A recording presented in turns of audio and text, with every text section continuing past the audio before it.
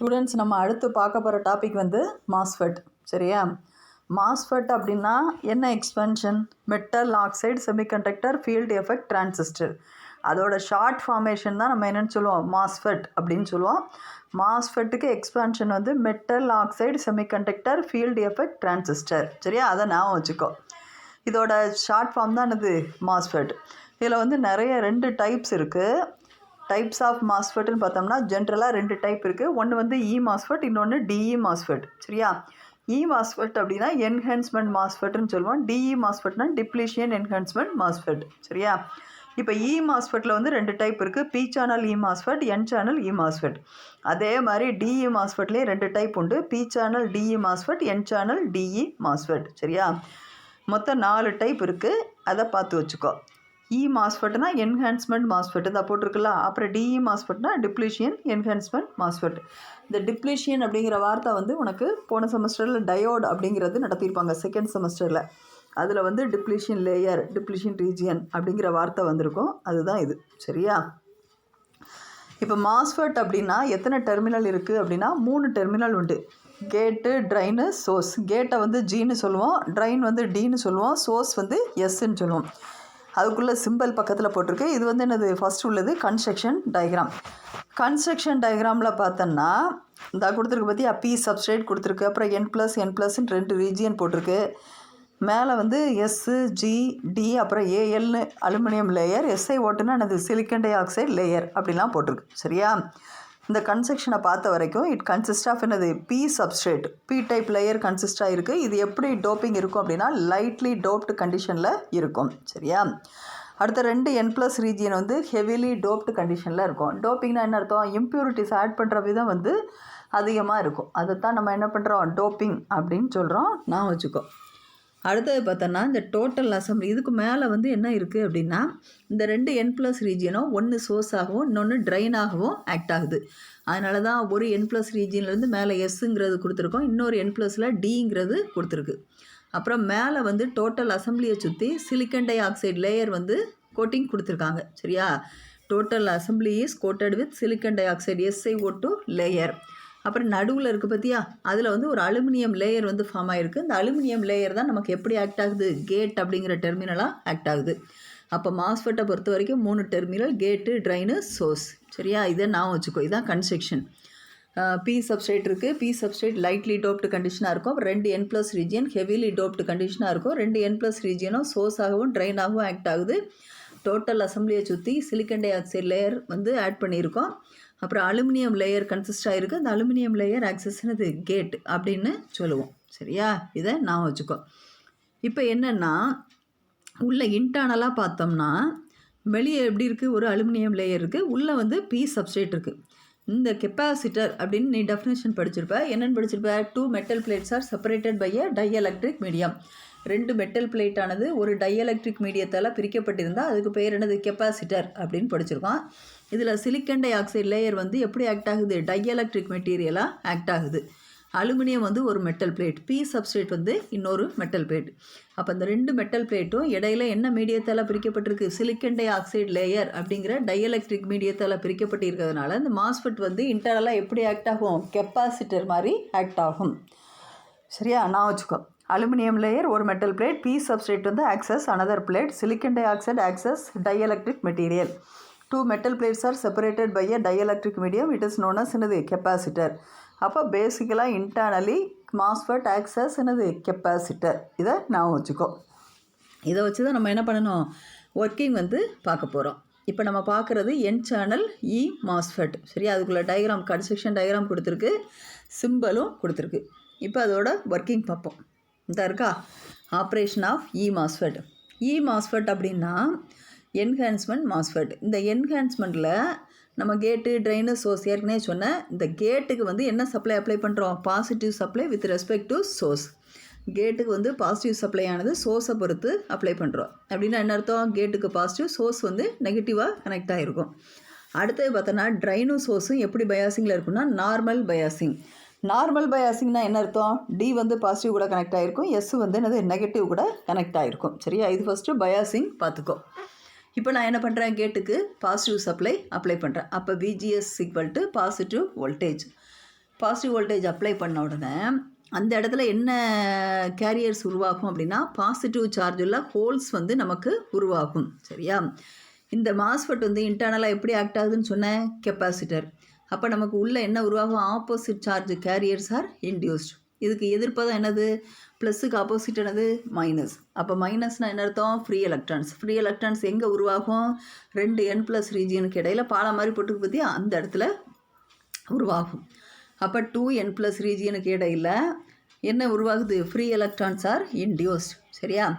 அப்போ பி சப்ஸ்ட்ரேட்டை பொறுத்த வரைக்கும் இது எப்படி இருக்குது, பி சப்ஸ்ட்ரேட்னா ஹோல்ஸ் இருக்கணும், ஹோல்ஸ் இருக்க வேண்டிய இடத்துல இது எப்படி இருக்குது, ஃப்ரீ எலக்ட்ரான்ஸ் இருக்குது. அப்போ ஒன்றுக்கு எப்படி இருக்குது, இன்வர்ஸாக இருக்குது. அதனால் இங்கே உருவாகக்கூடிய லேயர் என்னது, இன்வர்ஷன் லேயர். சரியா? நம்ம தான் உருவாக்குறோம், அதனால் இந்த லேயருக்கு பேர் என்னது, இன்டியூஸ்ட் இன்வர்ஷன் லேயர் அப்படின்னு சொல்கிறோம். பி சப்ஸ்ட்ரேட்டை பொறுத்த வரைக்கும் இது மெஜாரிட்டி கேரியர்ஸா மைனாரிட்டி கேரியர்ஸா, மைனாரிட்டி கேரியர்ஸ். ஏன்னா பி டைப் அப்படின்னாலே ஹோல்ஸ் இருக்கணும், ஆனால் இந்த இடத்துல எப்படி இருக்குது, நெகட்டிவ் சார்ஜ் உள்ள ஃப்ரீ எலக்ட்ரான்ஸ். ஸோ இது வந்து என்ன கேரியர்ஸ்னு சொல்லலாம், மைனாரிட்டி கேரியர்ஸ். இந்த மைனாரிட்டி கேரியர்ஸான ஃப்ரீ எலக்ட்ரான்ஸ் வந்து சோர்ஸில் இருந்து எங்கே நோக்கி போகுது, ட்ரைனை நோக்கி போகுது. Drain is connected with the positive potential. Drain வந்து பாசிட்டிவ் கூட கனெக்ட் ஆகிருக்கு. இதில் இடையில என்ன இருக்குது, மைனஸ் சார்ஜ் உள்ள ஃப்ரீ எலக்ட்ரான்ஸ். இந்த மைனஸும் ப்ளஸும் ஒன்றுக்குள்ளே என்னவாகும், அட்ராக்ட் ஆகும். அப்போ என்ன உருவாகும், கரண்ட்டானது உருவாகும்.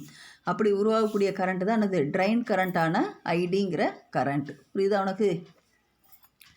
கேட்டுக்கு நம்ம பாசிட்டிவ் சப்ளை அப்ளை பண்ணுறோம். பாசிட்டிவ் அப்படின்னா இந்த இடத்துல என்ன உருவாகும், பாசிட்டிவ் சார்ஜ் கேரில் ஃப்ரீ ஹோல்ஸ் வந்து உருவாகும்.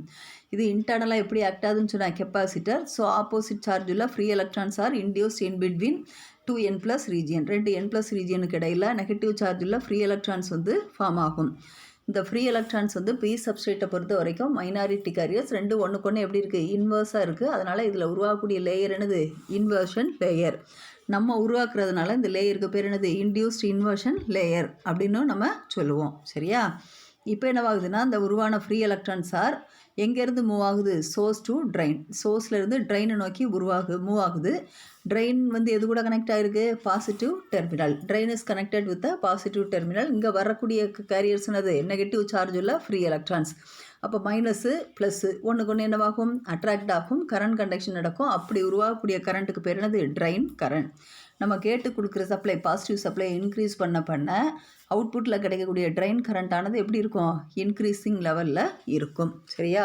இதுதான் என்னது, enhancement MOSFET, N channel enhancement மாஸ்ஃபெட்டோட working பார்த்துக்கோ.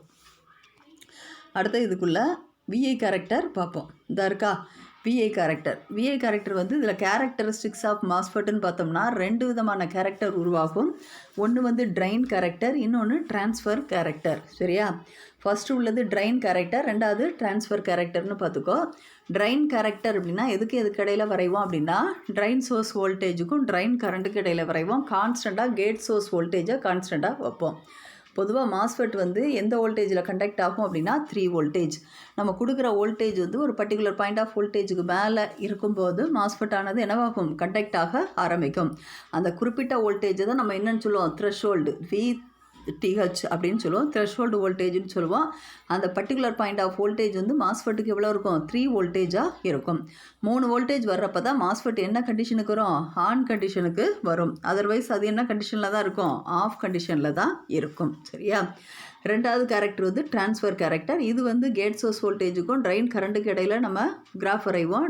கேட் சோர்ஸ் வோல்டேஜ் வந்து கான்ஸ்டண்ட்டாக இருக்கும், ட்ரைன் சோர்ஸ் வோல்டேஜ் வந்து கான்ஸ்டண்ட்டாக இருக்கும். இப்போ நம்ம பார்க்க போகிறது வந்து ட்ரைன் கேரக்டரிஸ்டிக்ஸ். சரியா?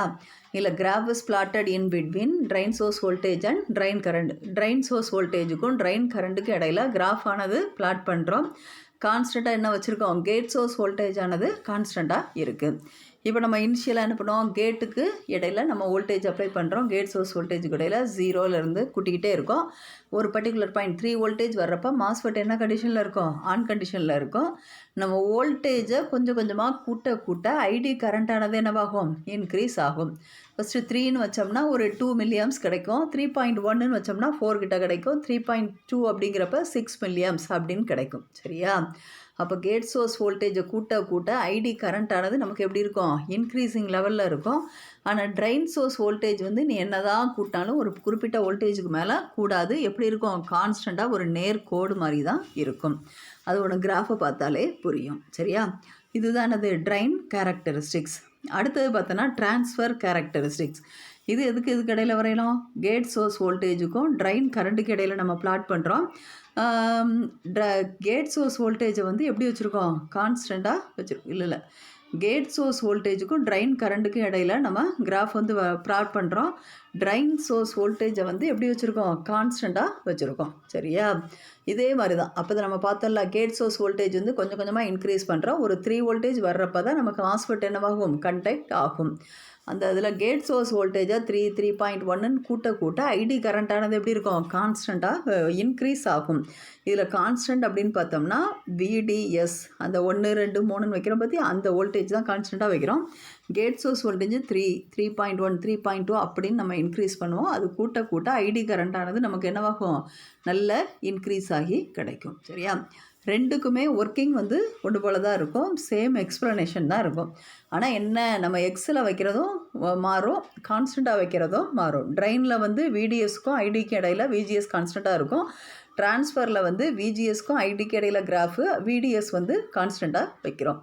ஆனால் ஒர்க்கிங் வந்து ஒன்று போல தான். VGS வந்து 3 வோல்டேஜ் வர்றப்போ மாஸ்ஃபெட் கண்டக்ட் ஆகும். வோல்டேஜை கூட்ட கரண்ட்டானது இன்க்ரீஸ் ஆகும்.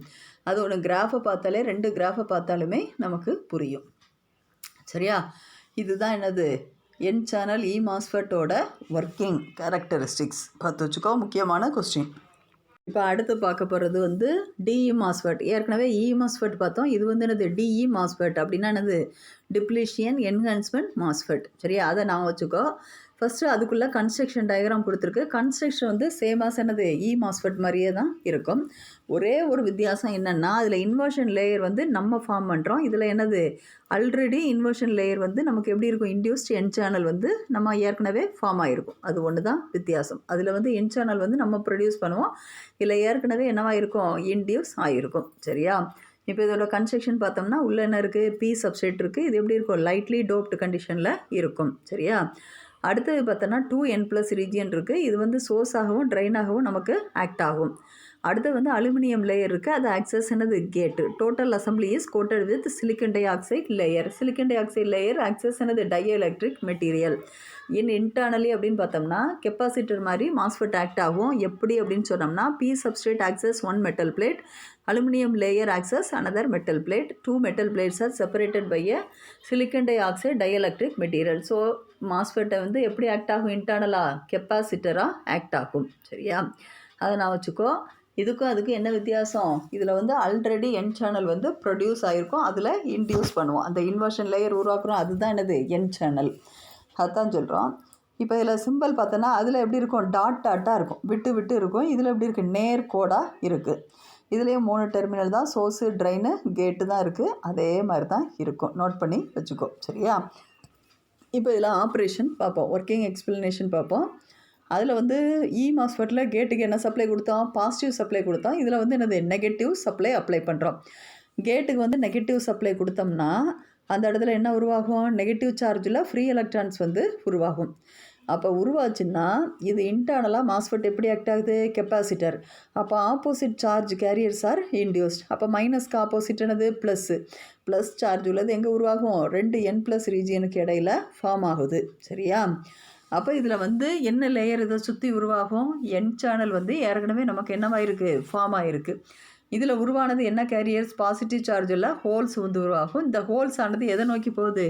சோர்ஸ்லேருந்து ட்ரைனை நோக்கி போகுது. ட்ரைன் எது கூட கனெக்ட் ஆகிருக்கு? Positive potential. இங்கே உள்ள கேரியர்ஸ் என்னது? பாசிட்டிவ் சார்ஜில் ஹோல்ஸ். அப்போ ஒன்றுக்கு ஒன்று என்னவாகும்? ரிப்பல் ஆகும், ஒன்றை ஒன்று விளக்கும். அப்போ ரிப்பலான கேரியர்ஸ் எல்லாம் எங்கே மூவ் ஆகுது? ஆப்போசிட் சைடில் மூவ் ஆகி திருப்பி என்னவாகும்? கம்பைண்ட் ஆகி ஒரு கரண்ட் கிடைக்கும். அந்த கரண்ட் என்னது? ட்ரைன் கரண்ட் அப்படின்னு சொல்லுவோம். அந்த ட்ரைன் கரண்ட் எப்படி இருக்குன்னா கம்மியான அளவில் இருக்கும். சரியா? கேட்டுக்கு நம்ம நெகட்டிவ் சப்ளை கொடுக்கும்போது ட்ரைன் கரண்ட்டானது உருவாகும். ஆனால் உருவான ட்ரைன் கரண்ட் எப்படி இருக்குது? லோவாக இருக்கும். சரியா? இது ஒரு கண்டிஷன். ரெண்டாவது என்ன பண்ணுறோம் அப்படின்னா, கேட் சோர்ஸுக்கு இடையில் 0 வோல்டேஜ் அப்ளை பண்ணுறோம். இந்த 0 வோல்டேஜ் கொடுக்கும்போது இந்த மாஸ்ஃபெட் ஆனது என்ன கண்டிஷனுக்கு போகுது? ஆஃப் கண்டிஷனுக்கு போகாது. என்ன கண்டிஷனில் தான் இருக்கும்? தொடர்ந்து ஆன் கண்டிஷனில் தான் இருக்கும். அதனால தான் இது என்ன மாஸ்ஃபெட்னு சொல்லுவோம்? நார்மலி ஆன் மாஸ்ஃபெட் அப்படின்னு சொல்லுவோம். இது ரெண்டாவது கண்டிஷன். மூணாவது கண்டிஷனில் என்ன பண்ணுறோம், கேட்டுக்கு பாசிட்டிவ் சப்ளை கொடுக்குறோம். அப்போ என்னவாகும், பாசிட்டிவ்னா ப்ளஸ் உருவாகும். ஆப்போசிட் சைடில் என்னது நெகட்டிவ் சார்ஜ் உள்ள ஃப்ரீ எலக்ட்ரான்ஸ் உருவாகும். இது எதுக்கு இடையில் உருவாகுது, 2 N+ ரீஜியனுக்கு இடையில் இருக்குது. இந்த உருவான ஃப்ரீ எலக்ட்ரான்ஸ் எல்லாம் எதை நோக்கி போகுது, ட்ரெயினை நோக்கி போகும். Train is connected with the positive. அங்கேருந்து வர்றது என்னது, நெகட்டிவ். ஸோ நெகட்டிவும் பாசிட்டிவும் ஒன்றுக்கு ஒன்று என்னவாகும், அட்ராக்ட் ஆகும், கரண்ட் கண்டக்ஷன் நடக்கும். அந்த கரண்ட்டுக்கு பேர் என்னது, ட்ரெயின் கரண்ட்டான ஐடி அப்படின்னு சொல்லுவோம். சரியா? இந்த ட்ரெயின் கரண்ட் வந்து எப்போ இன்க்ரீஸ் ஆகும் அப்படின்னா, கேட்டுக்கு பாசிட்டிவ் சப்ளை கொடுக்கும்போது இது என்ன ஆகும், ட்ரெயின் கரண்ட் ஆனது இன்க்ரீஸ் ஆகும். அப்போ கண்டிஷன் வந்து டிப்ளீஷன் மோடு, மூணாவது கண்டிஷன் என்னது, என்ஹான்ஸ்மெண்ட் மோடு. சரியா? இதை நான் வச்சுக்கோ. டிப்ளீஷன் மோடில் கரண்ட் ஆனது எப்படி இருக்கும், லோவாக இருக்கும், லோ இல்லாட்டா ரொம்ப கம்மியாக இருக்கும். என்ஹான்ஸ்மெண்ட் மோடில் கரண்ட் எப்படி இருக்கும், அதிகமாக இருக்கும். டிப்ளீஷன் மோடில் கேட்டுக்கு நெகட்டிவ் சப்ளை அப்ளை பண்ணுறோம். என்ஹான்ஸ்மெண்ட் மோடில் கேட்டுக்கு என்னது சப்ளை கொடுக்குறோம், பாசிட்டிவ் சப்ளை ஆனது அப்ளை பண்ணுவோம். சரியா? இதுதானது இதோட ஒர்க்கிங். மாஸ்ஃபெட் கண்டக்ட் ஆகிற வோல்டேஜ் என்னது, த்ரெஷ்ஹோல்டு வோல்டேஜ். ஒரு பர்டிகுலர் பாயிண்ட்டுக்கு மேலே மாஸ்ஃபெட் கண்டக்ட் ஆகிட்டுனா அந்த வோல்டேஜ் என்னது, த்ரெஷ்ஹோல்டு வோல்டேஜ்னு சொல்லுவோம். மாஸ்ஃபெட் ஆனது 3 வோல்டேஜுக்கு மேலே கண்டக்ட் ஆகும். சரியா? அதை நான் வச்சுக்கோ. இப்போ என்ன பண்ணுறோன்னா அதோட கேரக்டர் பார்ப்போம். இதாக இருக்குல்ல, அப்போ அதை பார்த்தோம்ல, அதே மாதிரி தான் ட்ரைன் அண்ட் ட்ரான்ஸ்ஃபர் கேரக்டர் கிடைக்கும். ட்ரைன் கேரக்டர் அப்படின்னா என்னது, ட்ரைன் சோர்ஸ் வோல்டேஜுக்கும் ட்ரைன் கரண்ட்டுக்கு இடையில நம்ம கிராஃப் பிளாட் பண்ணுவோம். கேட் சோர்ஸ் வோல்டேஜ் வந்து கான்ஸ்டண்ட்டாக இருக்கும். அதே மாதிரி ட்ரான்ஸ்ஃபர் கேரக்டர் அப்படின்னு பார்த்தோம்னா, கேட் சோர்ஸ் வோல்டேஜுக்கும் ட்ரைன் கரண்ட்டுக்கு இடையில வரைவோம். ட்ரைன் சோர்ஸ் வோல்டேஜ் வந்து எப்படி இருக்கும், கான்ஸ்டண்ட்டாக இருக்கும். சரியா? இந்த கிராஃபில் பார்த்தாலே உனக்கு தெரியும் 3 மோடு கொடுத்துருக்கு. அப்படி தானே? ஃபஸ்ட்டு மோடில் டிப்ளீஷன் மோட். இதில் வந்து நம்ம கேட்டுக்கு என்ன சப்ளை கொடுக்குறோம், நெகட்டிவ் சப்ளை கொடுக்குறோம். நெகட்டிவ் சப்ளை கொடுக்கும்போது மாஸ்ஃபெட் கண்டக்ட் ஆகும். ஆனால் அதோட அவுட்புட் கரண்ட் எப்படி இருக்கும், லோவாக இருக்கும். சரியா? -3ன்னு போடுறப்ப உனக்கு 1 mA இருக்கும். -2ன்னு போடுறப்ப எப்படி இருக்கும், 1.5 -1 போடுறப்ப 2 கிட்ட கிடைக்கும். சரியா? அடுத்த ரெண்டாவது கண்டிஷனில் நம்ம விஜிஎஸ்க்கு என்ன அப்ளை பண்ணுறோம், 0ன்னு கொடுக்குறோம். 0ன்னு கொடுத்தாலும் டிஇ மாஸ்ஃபெட் என்னவாகாது, ஆஃப் கண்டிஷனில் இருக்காது.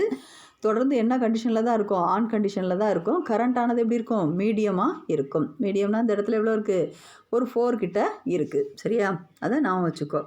அடுத்து நான் என்ன பண்ணுறேன் அப்படின்னா, இந்த கேட் சோர்ஸ் வோல்டேஜ், இந்த கேட்டுக்கு கொடுக்குறோம்ல அந்த சப்ளை வந்து நான் இன்க்ரீஸ் பண்ணுறேன்.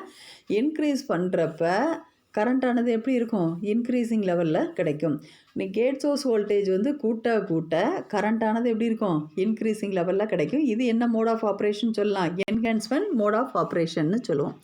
கேட்டுக்கு நெகட்டிவ் கொடுத்து கரண்ட் கம்மியாக கிடச்சா அது டிப்ளீஷன் மோடு. கேட்டுக்கு பாசிட்டிவ் சப்ளை கொடுத்து கரண்ட் அதிகமாக கிடச்சா அது என்ன மோடு, என்ஹான்ஸ்மெண்ட் மோடு.